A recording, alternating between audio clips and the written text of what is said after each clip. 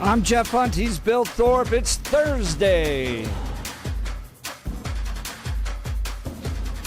Are we headed for a recession? Headline out of the Denver Gazette, Colorado's job growth slowing, though economists don't necessarily anticipate a recession. Where it's slowing is what's fascinating in this study. We'll get into this hour. And are you experiencing it in Colorado? Definitely feels like things have changed. I remember at one point, especially Douglas County, my goodness, all the great aerospace, Lockheed, Ball, all that stuff coming in, and it's slowing a little bit. Yeah, at one point they were talking about how that there was an escape from Silicon Valley coming here with all the tech. Exactly right. Yeah. So join the conversation. We'd love to hear from you. What are you seeing out there in your own industries? We'll get into this and more. Phone line is 303-696-1971, 303-696-1971, or text us on the Dan Caplis Law text line, 720-819-5115. Now it's time for the news. Blake Olson. Blake Olson, news and comment. Good Thursday morning, 46 with cloudy conditions in Denver, expecting a high of 63 today. News sponsored by Pastor Camp Heating and Air Conditioning at 303-777-1234 to learn more about special savings opportunities on Lennox equipment. Our top story, AG Pam Bondi says the oil tanker seized by the U.S. off the coast of Venezuela was being used to transport sanctioned oil to Iran. Bondi said the tanker had been sanctioned for years over its alleged involvement in an oil shipping network supporting terrorist groups. Dude, the video is so sick. I know it is. Have you seen this? It is. Oh, these guys landed, the helicopters flying in, jumping. It's like Black Hawk Down. They're like coming down the ropes and getting on the tanker. Oh, it's incredible, man. Sweet, man. How they do that stuff. They're so awesome. Yeah, they are. It is amazing. By the way, I love did you see that meme? It's like the opening or the beginning of the movie Black Hawk Down. Mm-hmm. And all the helicopters are flying into Somalia. You remember that? And then they're having to drop down, and it's like just another day for ice in Minnesota. Just another day. They should have put the dome in the background with the Vikings logo or something. I didn't see that, but that's funny. Oh, goodness. All right, the man accused of assassinating Charlie Kirk, Tyler Robinson, will appear in court today in person for the first time.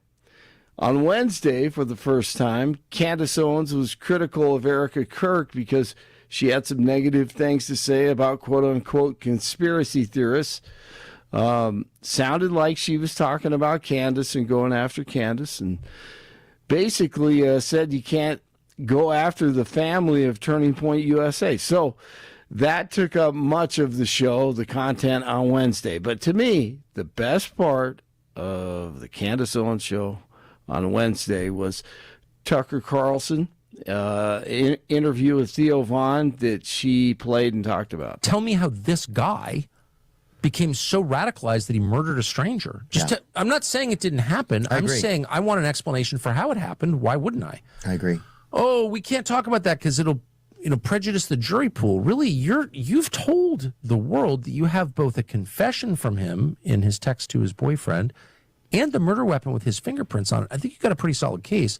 So why is it so difficult to just explain? So I have said from the beginning, if you don't like what Candace Owens is saying, why don't you call her and offer a more plausible explanation for what happened? Oh, she's bad. She's bad. Okay. I mean, I like her a lot. I don't think she's bad, but I love her, actually. But let's just stipulate she's bad, but why wouldn't you do that? Because I don't agree with some of the stuff that the rabbit hole she goes down, but I don't even know. But I like the fact that she likes to dig in the garden, Yeah, I agree with that. See, that's kind of the. You approach ready? I'm Here we coming go. from. I Here we disagree. go. I disagree. All She's right, not digging why? in the garden. She's disparaging Charlie Kirk's legacy and taking down the institution that he built. At this point, Candace Owens is generating real harm for Turning Point. It's unfounded. They had nothing to do with the assassination of Charlie Kirk. And when you get to the actual trial, it's like these folks don't even know prosecutors. Because we heard this from George Brockler early on, that already a lot of information is getting out that shouldn't be, because they have to get a conviction. When you know a DA, when you know a prosecutor, okay, they don't care about what's trending on X. They don't get into YouTube. That's true. They're not it. They are single-minded. They are laser-locked. They are focused on one thing, and that is convicting this guy, Tyler Robinson, getting it convicted, getting the truth out. And there's going to be a trial. There's going to be a whole process on this. They just don't care about what Candace Owens thinks or whatever possible conspiracy theory. But I thought that Candace Owens was wildly unfair to Erica Kirk. Erica Kirk has said, stop doing this. Candace said that when Erica said that, she will stop. Candace Owens just blew right through that promise and continues to disparage now Erica Kirk and Turning Point. It's completely uncalled for. Okay, I disagree, but we'll have more next hour. I love it. Of course. Blake. Yes. Lucky. Yeah, come on. Come on. We need AA Ron to call in. Evacuations underway in Washington State as rivers rise to record high flood levels. State officials say evacuation orders are in place for several areas. A pre-trial evidence hearing for Luigi Mangione, the dirtbag who murdered United Healthcare CEO Brian Thompson, continues today. A judge made some body camera footage public from arresting officers in PA. Someone called they thought you were suspicious. Oh, wow. Okay. Is it your idea? Numerous witnesses have already taken the stand as the defense team for Mangione tries to get key evidence tossed from the upcoming murder trial because lawyers argue that Mangione's rights were violated during that arrest. An officer searched Mangione's backpack without a warrant during the encounter, testifying there were concerns that there might be a bomb inside.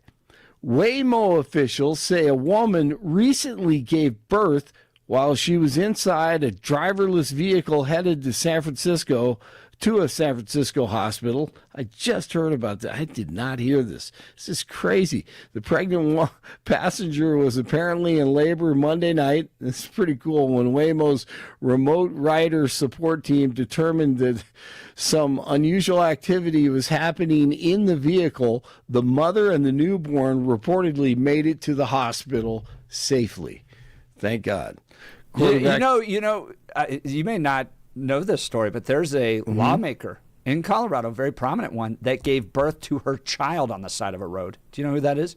Wait a minute. You told this story. I can't Lauren remember. I think it was her Really? fourth. It's fascinating. It's in her book, if you read the book. But her first three, if I remember correctly, because it was a later pregnancy, but I think it was her fourth. The first three were so delayed, and they ended up like having to go home from the hospital. It was like one of those things. So when they were pregnant with their fourth, they're like, "Oh, we don't need to rush," and lo and behold, out he came.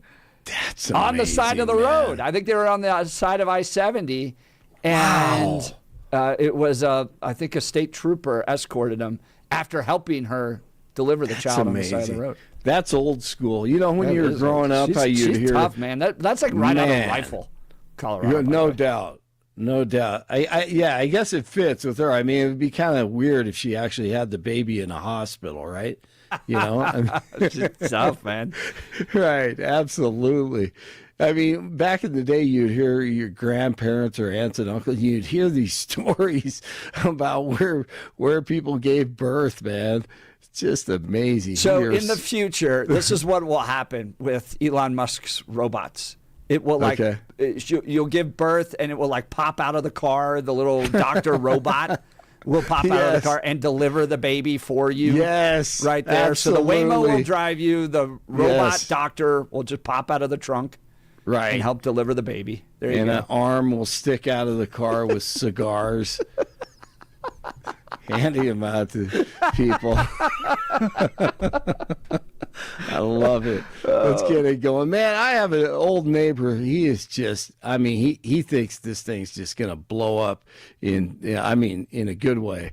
The driverless vehicles in February, March. What do you think? Blow up as far as become the way. Oh, It's gonna 100%. happen. For Yeah. one reason only. Really, in my mind, is it's the single leading cause of death, or one of the top ones among young people, are car accidents. Right True. now. So True. we as a society will just go, you know what? We don't, like, for instance, that terrible death of the 5 people down near Franktown, right? Because some Yeah. guy stole a car and Yeah. was out of control and killed an innocent family, 3 people in that family, or 4 people. So, for that reason, we'll go auto. I want it. I'm sitting here going, I've got kids coming up, and we live on rural roads, single road. Yeah, oh same my here. God. I worry about it every day. So what do could I. happen Yeah, to my we- kids out there? We need to move driving into a passive activity, not an active activity. Correct. And that's what I mean. And That's- phones yeah. too. Yes. We're all on our phones while we drive, even though we're not That supposed is, to be. and that's a problem. And what I'm waiting for is what is going to change everything in my mind is once there is some sort of a network where the cars can not necessarily talk to each other, but it has to be managed. And what I mean by that is if once there is a network where all the cars that are autonomous are linked into a singular network, then you can manage traffic flow where we will never, ever, except in very few cases, have a traffic slowdown because the network would be able to manage load. And Right. what that means is you won't have that person, because, we've all done it where you come up and you're rolling down I-25 or 225 or 70, and you're like, why are we slowing down? Why are we slowing down? You get up there and you're like, there's no wreck. There's nothing here. It's Exactly. because some person that was going too fast all of a sudden hit their brakes and decreased their speed significantly because there's a domino effect to everybody behind them. So because someone hit their brakes really quickly 8 minutes ago, you're now stuck in back bumper-to-bumper traffic on I-25. That's how Yes. the math works and the physics works. If we take away that ability and you can manage where all the cars are going to slow down around them at the same time and you all maintain the same type of speed, you no longer have those type of traffic jams anymore. That's going to be the big moment. And so we've got to get to this autonomous driving thing because in all honesty, you've seen people out there, we're not very good at it all the time. And there are not a lot of us that are paying attention. So it would be, and imagine imagine how it would change the idea of a commute if instead of having to be active in the car or sitting there as a passenger, you got to do things like check your email, browse Facebook, even play video games. That's why the new cars are showing big LED screens in front of the passenger. So the passenger has an entertainment option. That's where this is going. Yeah, we got to get there as quickly as possible. How about invite a future wife into the car so you can talk to her and ask her out on a date? Exactly. Yes. Like you guys were talking about earlier. See, now you have Yeah. that time to work on the communication skills that Jeff was talking about and not having to worry about driving. Maybe that could improve things. Right? Yeah. Oh, that'd be nice. Flow of traffic. I just don't want to Love be it. stuck in traffic jams. I hate them. Me neither. Yeah. Oh, I hate them. Yeah, me too. All right, the Broncos getting ready for the Packers, going for 11 straight. It's day 2 of their work on the field today. And Phillip Rivers with his second practice coming up today with the Colts. See how that goes and his return to the NFL. Florida Panthers at the Avs tonight at 7:30. Nuggets at the Kings tonight. 8 o'clock tip-off. 43 in Highlands Ranch, 42 in Broomfield, 46 in Denver. You're waking up with Jeff and Billy. Blake Olson, News Talk 710 KNUS. Breezy periods, but mild and dry. We have Arctic air to our north and east, but it's not going to be able to come south as Pacific air will dominate. This will keep temperatures well above average. as we go through the rest of the week, through the weekend, into the start of next week. 50s and lower 60s today, low to mid 60s tomorrow. Little cooler, upper 50s Friday, then 50s and 60s for the weekend. Nighttime temperatures will be mostly in the middle to upper 30s. Meteorologist Don Day in the 710 KNUS Weather Center.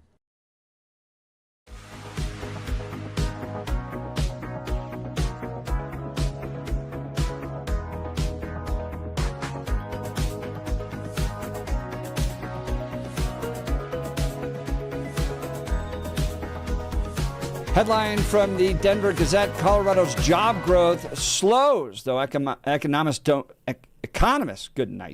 anticipate a recession. Preliminary estimates show Colorado's job growth slowed more than expected this year, and 2026 could also see slower growth, according to the annual economic outlook for the Business Research Division at the University of Colorado Boulder. But sluggish growth doesn't necessarily mean a recession is coming. Employment in the state grew by 1.1% in 2024, the report said. But in 2025, preliminary estimates show that it fell to 0.4% growth. The state could see some improvement next year, as the job growth forecast is 0.6%. Eek, that's not a good number. The report is the 61st annual outlook on Colorado's economy, detailing forecasts for job growth and trends impacting industries for 2026 based on analysis from 130 statewide government, business, and academic experts. The 2026 Outlook report paints a bleaker picture for job growth across the state compared to last year's report. After the Department of Labor revised its data earlier this year, the data showed Colorado had slower job growth than economists originally believed. For example, researchers corrected the preliminary estimates in 2024 down from 1.6%, and the forecast for job growth in 2025 was first projected to be 1.2%, far above where it is expected to be by the end of the year. So they're adjusting their reports down from what it was in 2024 and 25. It was actually worse. And in 2026, it could look pretty bad as well. But what was interesting to me in this, Bill, is where the decline is coming. The largest losses were in the professional and business services sector, which saw employment drop 5.8%. So in places like retail, transit, information, manufacturing, financial activities, and others, things are dropping at higher rates than maybe like healthcare and education. And do you remember that report that came out that showed almost all the job creation was in government? Yeah, that a lot of it was administration and government, job creation. And we also had the report a little while ago that talked about how there's a lot of out-migration of the middle and lower middle class, and in-migration of what you consider upper middle into the, bumping up close to what you consider the rich area. But the numbers were skewed where there were more of the lower category leaving than there were of the higher category coming in. So I think that's very interesting when we are seeing an out-migration of lower to middle income and an in-migration of the higher income. But even then, they're showing job losses in those sectors. Yeah, in the higher sectors. So the higher paying sectors are the ones that are losing their jobs, where the job growth is in lower and middle wage earners. Yeah. Yet the people leaving are lower and middle wage earners because things are getting so expensive. That's where I was hoping you were going to go with that, my friend, because that's what I took away from this as well, that we are seeing the lower and middle earners leave despite the fact that that's where job growth is. And where the jobs are being lost, that's actually where the residency is growing, and which is counterintuitive. But as you accurately pointed out, I believe it is proof positive of the unaffordability of Colorado. if the job growth in that middle and lower sector was so robust and the people getting those jobs could afford to live here. And what I mean by that is paying your rent, paying for food, paying your bills, and having a little money left over for things like maybe starting a family or getting up into the mountains and enjoying it. I'm not saying you're going skiing. I'm just saying you're going to go wander around Georgetown, Idaho Springs for a little bit. But if you roll into those people having to come in here, get a house, pay the bills, feed the family, and roll in something like childcare, I can see how that salary you're offering those middle to lower income isn't going to cover the table. It's not going to be enough spread to make sure the family's taken care of. So why would you? You'd actually move out. So yeah, this is showing that there are jobs available in Colorado, but the jobs that are available aren't the ones that people are going to take because you're not going to be able to keep the lights on. You're not going to be able to chase the American dream. You're not getting your family ahead. 1776, by the way, great phone number you have there. 1776 texting in. Failed Democrat policies, especially in Denver, where they've mandated minimum wage to put businesses out, especially restaurants. All the failed crime policies are scaring away people who want to have an enjoyable life. Look, we're nearly a decade into full Democratic rule. It's stalling out. It's failing in part because of what you mentioned there. But Colorado used to be this kind of entrepreneurial tech hub. A lot of people were leaving Silicon Valley to want to move to Boulder, for instance, or live here. And what you see with progressive leadership is this undying need to regulate things, right? So they feel like they're not doing their job unless they're having committee meetings to write new rules and laws. Ezra Klein gets into this in his book about the fact that Democrats can't build anything because they overregulated it so much that it becomes nearly impossible to do anything. Look at the bullet train in California, for instance, that they spent billions of dollars on, and there's no actual train track that's been built because of the regulations regarding environmental and local and county and state. It got so burdensome that they couldn't actually do anything. So the state of Colorado is passing somewhere around 500 new laws every single year. I mean, what new law dramatically changed your life? Well, it's essentially Democrats who feel like they aren't doing their job unless they sit around and write new regulations. So they just pile on top regulations after regulations after regulations. It becomes so burdensome to try to do any business in the state anymore that people are leaving. They're done. They're tired. It's so hard. It's so difficult. They don't want to be here anymore. And the economic outlook for the state, while not jumping right into a recession, has definitely stalled out. Bill, what do you think? I can see the point on that. I do, however, think the GOP does like their own form of regulations. They just like to regulate different things. And so I think both parties do have that idea of since we are in power, we are going to control X. But again, the goal of what they're trying to control is going to be different. I was fascinated by and at least curious about the idea when the texter talks about the mandatory minimum wage and how that's driving businesses down and out and closing the restaurants. I would necessarily disagree with that. I think we've got a little bit of information on both sides of that. But I think it leads us to the question of, if that's true, how then do you explain the growth in that wage sector and the people that work in that wage sector leaving, which is exactly what we talked about.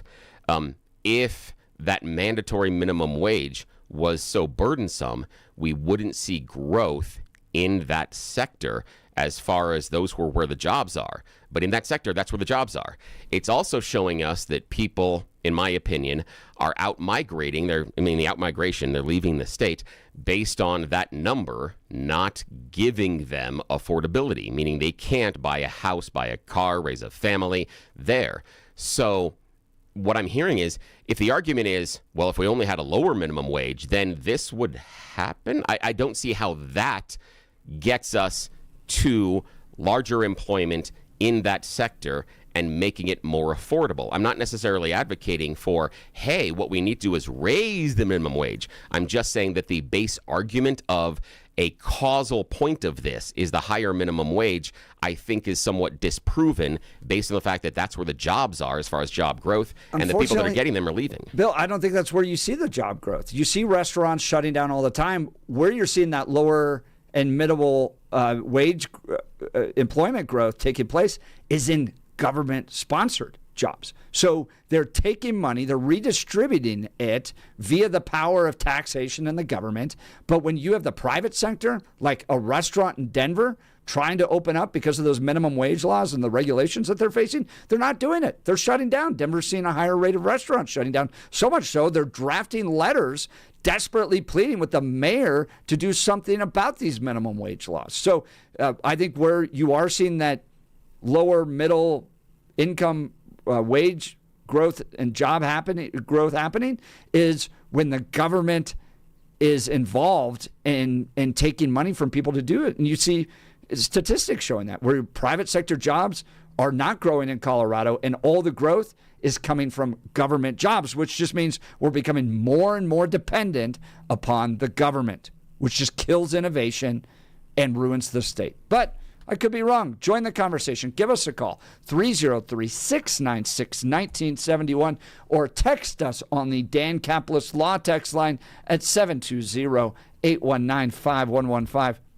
Speaking of industries that are just facing tremendous regulation overreach, the Gun Room of Colorado, great company based out of Lakewood. Wayne's the proprietor of it.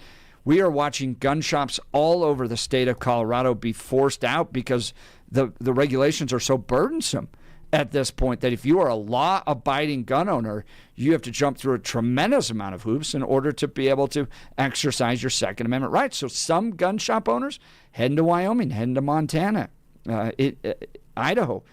They're tired of it. It's just easier to do business there. So for those that are sticking around, like the Gun Room in Lakewood, they are worth supporting. You got to get behind them because they're doing it right. These folks, genuine Colorado people, they know firearms, they know safety, they take the time to walk you through what's right for you. So whether you're new to shooting or looking to expand your collection or want expert guidance from people who care about you, are happy to answer your questions. The Gun Room is the place for you. And ladies, with the holidays coming up, I'm going to make this really easy for you. If you've been wondering what to get your husband, dad, or the outdoorsman in your life, a gift card to the Gun Room is a home run. Trust me on this one. Stop in, browse their selection of new and used firearms, or just ask a few questions. They love helping people. Give them a call. They'll pick up the phone and talk to you through any questions you got. 303-237-1300, 303-237-1300. And if you are looking to sell your guns, maybe somebody in your family's moved on to glory and you would like to sell a big collection, they'll work with you to get you a fair price. Again, that phone number, 303-237-1300. It's the Gun Room in Lakewood. Check them out at denvergunroom.com. Be sure to tell them Jeff sent you, denvergunroom.com. All right, we'll continue with your phone calls and texts. You're listening to the Jeff and Bill Show. This is Denver's Talk Leader, News Talk 710, KNUS.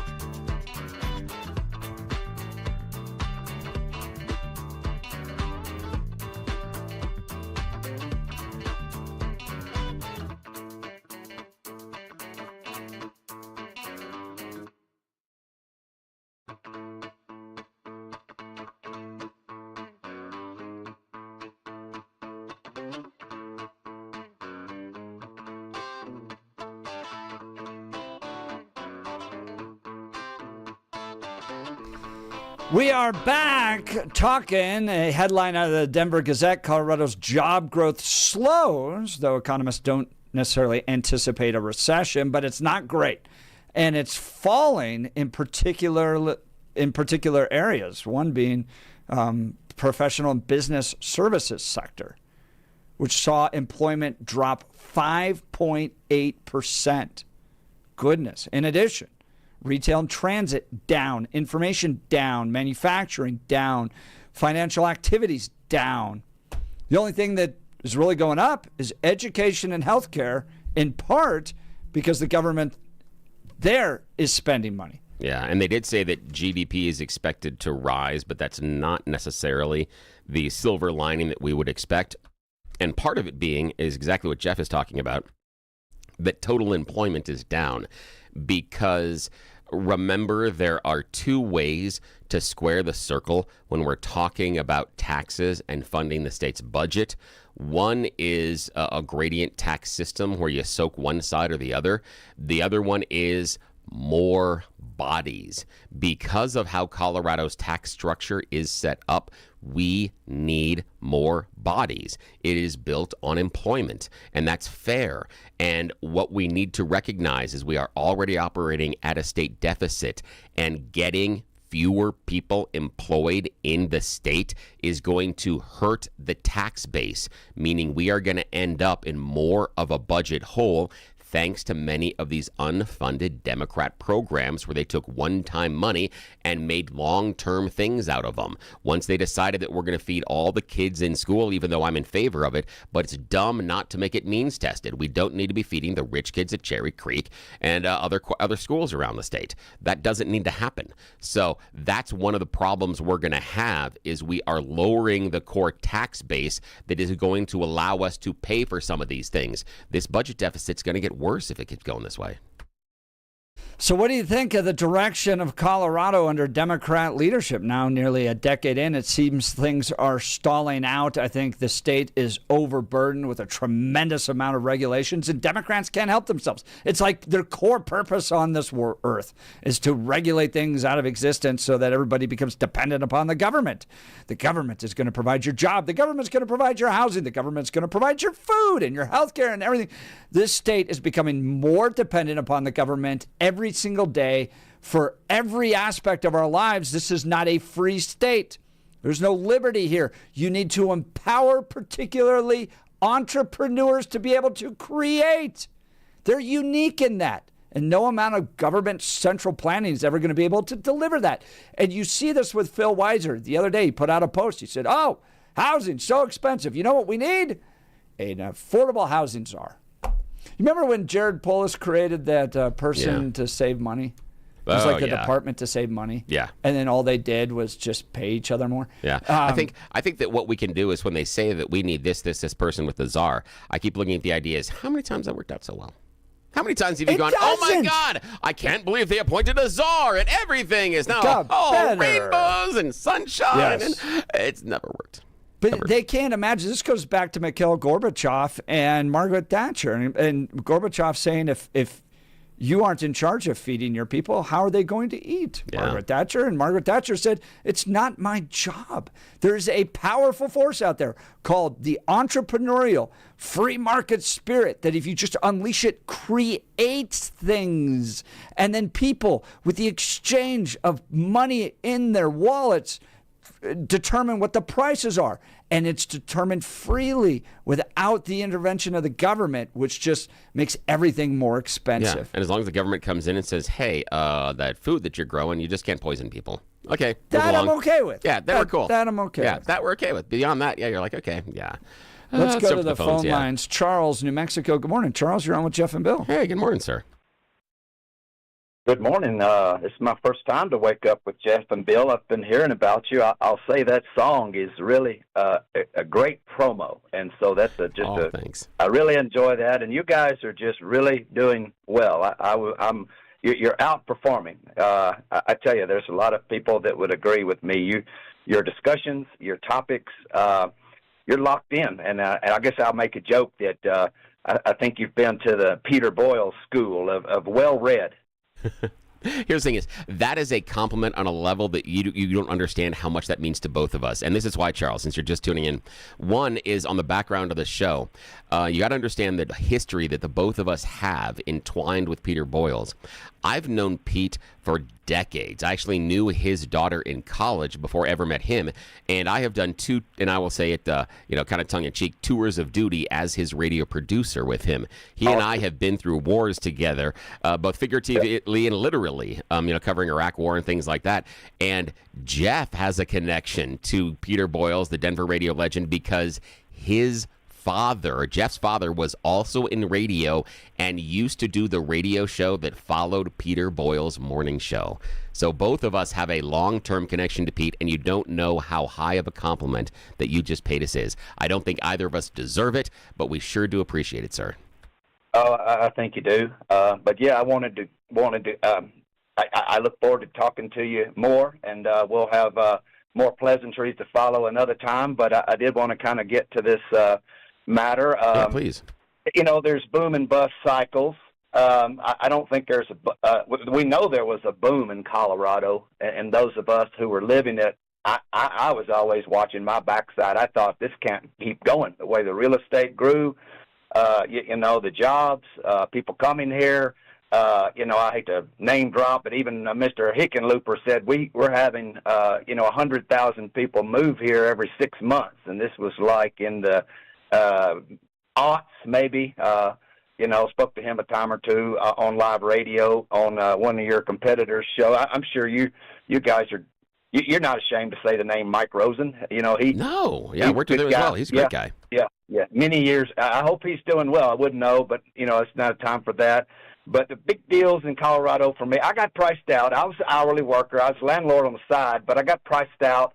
I retired down here in a rural area of New Mexico, not a fancy area. But for Colorado, I would recommend watch the government spending and the public safety, because my tax situation there and my safety situation, I was doing landlord on East Colfax. It got really tough with all that, especially during COVID. That knocked me out. Just the law enforcement got really tight. They lost about 300 officers in Aurora, and there's some good people at Aurora Police Department. I know that, and I'm excited for the new Mayor Kaufman and others. But that government spending up there in Colorado, and then I wanted to also say that if robotics and AI and healthcare are kind of going to be the big three, Colorado needs to make an angle to manufacture these robots, because manufacturing is a huge opportunity. Tourism is related to infrastructure. That's kind of been, that's so difficult. The ski prices have gotten so high. Skiing used to be $70 or $80, and now it's $200. They even had Zoom, or whatever they call Zoom pricing one year at Steamboat, where it's up around $300 for a ticket because it was so crowded. Good night. Jeez. And I'm not blaming anybody. I am. I'm absolutely blaming everybody. That's our job. We've That's had our job, one Charles. We have to party blame in everybody. control of the state for nearly a decade, and they can't help themselves. Charles, it is core to their purpose on this earth is to try to hold a committee meeting and regulate something. Now, Charles, I like what you're focusing on the public safety, and that's something that's on Jeff's bailiwick a lot, that he really has done a nice job at planting the flag there, that if certain areas of our community, specifically downtown, were viewed as safer, that you would have more people going downtown, but also you would have more people that would want to live there. More people would feel safe and comfortable in those communities. And here's something we found out behind the scenes when you talk about those ski areas. You know how they're doing that yearly pass now? You've got the Epic Pass and you got the other pass. That is actually vitally important to the ski areas, and here's why. They get annually about 75% of their revenue from skiers on those passes. And it's important because they're trying to book that before a single flake falls. So what that means to them is It used to be when you were growing up, when Jeff was growing up, when I was growing up, and others listening to the show were growing up, the ski areas were dependent upon the weather. Was it going to be a good weekend? Was it even going to be a good month? Was it going to be a good season for skiing? What's the snow going to be like? Now they can book 75% of their ticket sales before a single flake has fallen. So what happens on the mountain becomes less relevant. And the other part is it's also less consumer and customer based because you already bought your ticket. You're going to come here and stand in line for 25 minutes at the lift. Why do they care? Why are they going to try to make your experience any better, any nicer, any more convenient? You've already paid the price of admission. They've got you before the flakes fell. Why do they care about your experience at the slopes afterwards? That's where this thing is falling apart. Yeah, I'll my last word on the skiing is, and I'll let you guys go, and hope to talk to you again another time. I remember in the early 90s, the idea of the Veil Rail came out. Why wouldn't we shoot a bullet train, right up through I-70? Yeah. But I know the tunnel is going to be a challenge. But, you just, I don't know if that would have been a solution or not. I know the environmentalists in small towns along the way didn't want it. But I do think that if you could get higher volume up the hill faster, you could definitely make that industry more stable and not what you said, not dependent on, financial pre-sales and all that. It could be a more real marketplace for good times. None of us will doubt that skiing's a good time, and I'll let you go with that. Yeah, I appreciate it, Charles. And, man, I hope to hear your voice again. I'll leave you with this, the story that my dad told. My dad's a long-time skier when he was still with us here in Colorado, that when he was starting, and he'd go to places like, he'd go to Keystone, he'd go to Vail, he'd go to Loveland when they were starting out. He went there to a point where there were no chairlifts. They were all tow ropes. And he said you would bring your heavy, heavy winter coat up there to ski with, but you wouldn't need it going home. So you would place it on a rack at the ski area. They would watch it. They would care for it. They would brush it off from the snow if it fell throughout the week. And when he returned the next Saturday, your coat is exactly where you left it. That was the level of customer service they used to deliver. It's not even close to that anymore. Join the conversation. Give us a call at 303-696-1971 or text us on the Dan Caplis Law text line 720-819-5115. The headline out of the Denver Gazette, Colorado's job growth slows, though economists don't anticipate a recession. Do you think voters will turn around on this and go, you know what? We just don't like the regulations anymore. We don't like the stalling and growth and development in the state. We want to hand the baton to the Republicans to jump in there and free up industries? Or is it just such an anti-Trump state that anybody that just says, I'm fighting Trump, is going to get elected? That's the platform Phil Weiser's running on. Give us a call. Join the conversation. Let's talk L&L heating and air conditioning. Bill's like getting up and going to the beach today.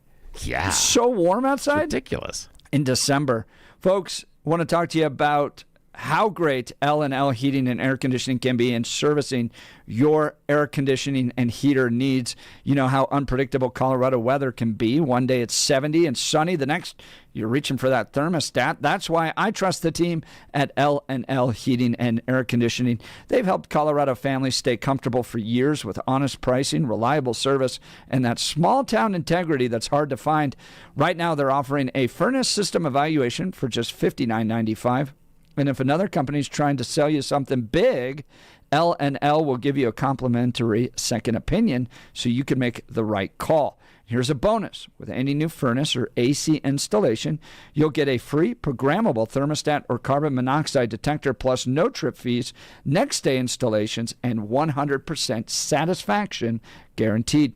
They even offer military, first responder, and senior discounts because at L&L, they really do treat you like family. So when it's too hot or too cold, don't wait. Call L&L Heating and Air Conditioning or visit bestdenverhvac.com. That's bestdenverhvac.com. Now, Jeff, trust me, you'll be comfortable with them. Now, here's one of the things that I think people may have missed in that L&L advertisement there that we talked about, and it is the no trip fees. Yes, Jeff knew exactly where I was going with that. When Jeff talks about L&L treating you like family, that's what they mean. How many of those other companies turn around and go, well, for us even to come to your house, you got to pay us some money? I'm sorry.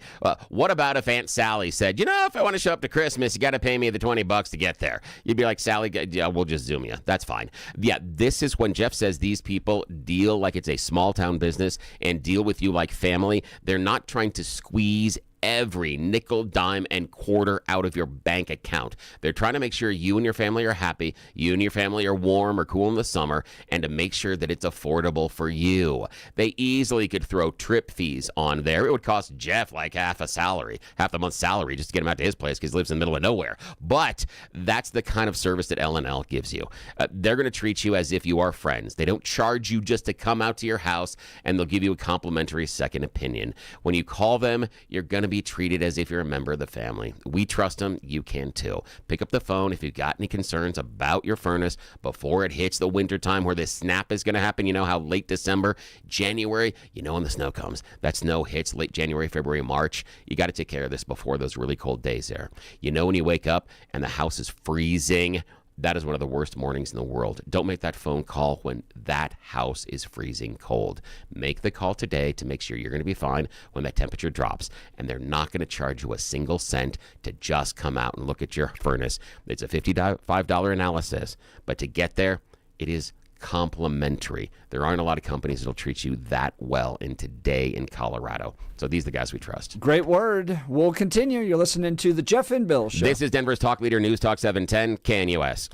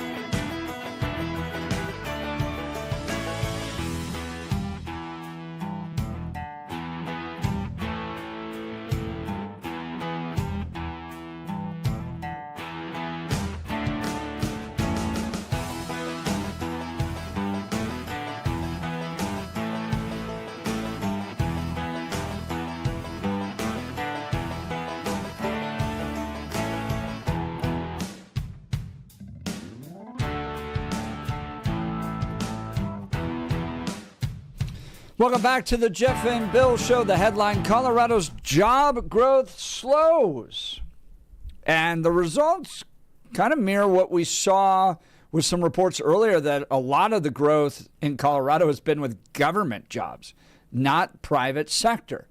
And a lot of those business service professional jobs are leaving the state. Job loss among professional and business service sectors now at 5.8%. Whew. That's not good. And we're losing people at the higher end of the income bracket, which is really weird, as you and I outlined earlier and even last week, where we are seeing an outmigration of the middle and lower income earners, but that's where jobs seem to be in Colorado.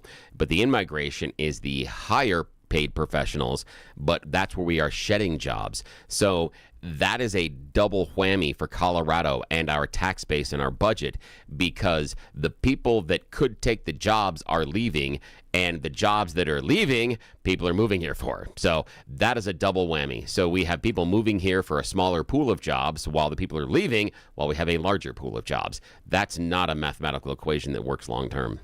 We're all going to be dependent upon the government. Get ready. They're not only going to feed your kids, they're going to provide your housing, your job for you. Those central planning government overlords.